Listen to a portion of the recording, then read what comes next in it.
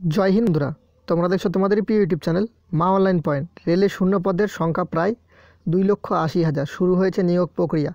তোমরা জানো বিস্তারিত তোমাদের নোটিফিকেশন বেরিয়েছে, বিস্তারিত ভিডিওতে তোমাদের আপডেট দিয়ে দেবো। দেখো তোমাদের নোটিফিকেশন কবে বেরোতে পারে বা বিস্তারিত তোমাদের আপডেট দেবো।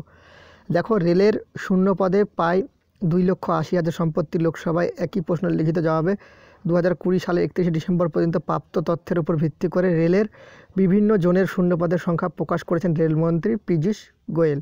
ঠিক আছে, তো দেখো এখানে কি বলেছে। তারপরে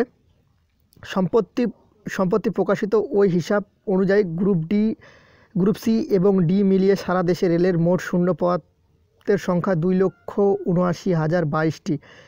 রেলমন্ত্রী জানিয়েছেন, রেলের বিভিন্ন বিভাগেতে একাধিক শূন্যপদ নিয়োগের জন্য বিজ্ঞপ্তি জারি করা হয়েছে। তোমরা জানো রেলের এনটিপিসি গ্রুপ ডি কিন্তু এখন বর্তমানে নিয়োগ চলছে, সেটারই কথা বলা হয়। সবচেয়ে বেশি শূন্যপদ রয়েছে উত্তর রেলওয়েতে।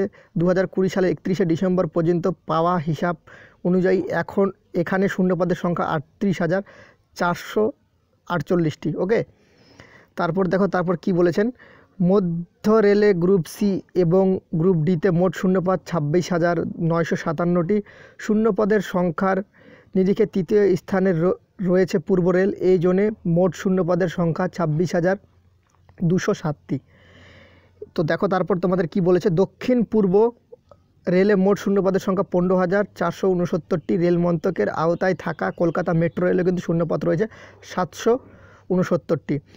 তো তোমাদের রেলে যে গ্রুপ ডি বা গ্রুপ সিতে রিক্রুটমেন্ট করা হবে সেটা কিন্তু মাধ্যমিক উচ্চ মাধ্যমিক পাশে। ওকে, তো দেখো রেলমন্ত্রী জানিয়েছেন 2018 সালে লেভেল 1 বা গ্রুপ ডি 63,202টি শূন্যপদের জন্য নিয়োগের পরীক্ষায় বিজ্ঞপ্তি ইতিমধ্যেই প্রকাশিত হয়েছে। বাদবাকি বিজ্ঞপ্তি তোমাদের প্রকাশিত হবে, যেগুলো বাদবাকি ভ্যাকেন্সি রয়েছে। তো তোমাদের কাছে একটা ভালো অপরচুনিটি রয়েছে।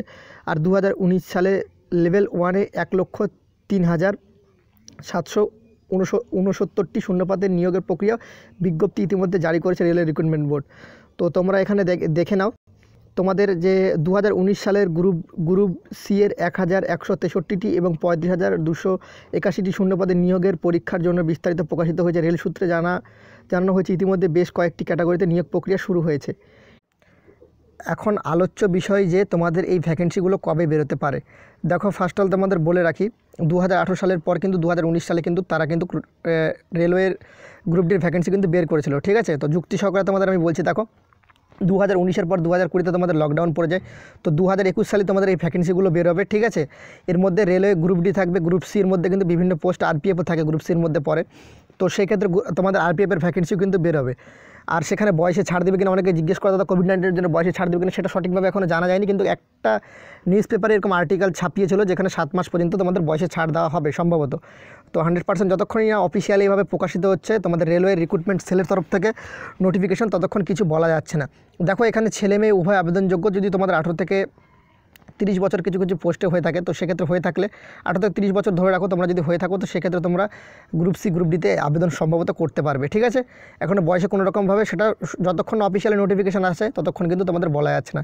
এটা রেলমন্ত্রী নিজেই ঘোষণা করেছেন, পীযূষ গোয়েল। ঠিক আছে, এটা আমার আপডেট না, তো সে নিজেই ঘোষণা করেছে। আগামীকালই এই আপডেটটা এসেছে সকালের দিকে।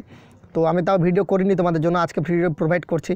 কারণ তোমরা অনেকে জানতে চাইছো দাদা রেলওয়ে গ্রুপ ডির ভ্যাকেন্সিটা, গ্রুপ সি গ্রুপ ডির ভ্যাকেন্সিটা, তো তার মধ্যে কিন্তু আরপিএফও ইনক্লুড রয়েছে। ঠিক আছে, গ্রুপ সির মধ্যে কিন্তু আরপিএফ ভ্যাকেন্সিটা পড়ে। তো সেটা তোমাদের জানিয়ে দিলাম। তোমাদের বলেছিলাম বিস্তারিত একটা আরপিএফ সম্পর্কে ভিডিও আনবো, যেখানে তোমাদের কত ভ্যাকেন্সি থাকবে। তো সেই সম্পর্কেও আমি আপডেট তোমাদের খুব শীঘ্রই প্রোভাইড করব। তো অবশ্যই চ্যানেলটাকে সাবস্ক্রাইব করে পাশে থাকা বেলবালা ঘন্টিটা অন করে দিও। আর ভিডিওটা ভালো লাগলে একটা লাইক করে প্রচুর পরিমাণে বন্ধুদের মাঝে শেয়ার করে দিও। এরকমই আপডেট তোমাদের কাছে পৌঁছে দেবো সবার ফার্স্ট। জয় হিন্দ, জয়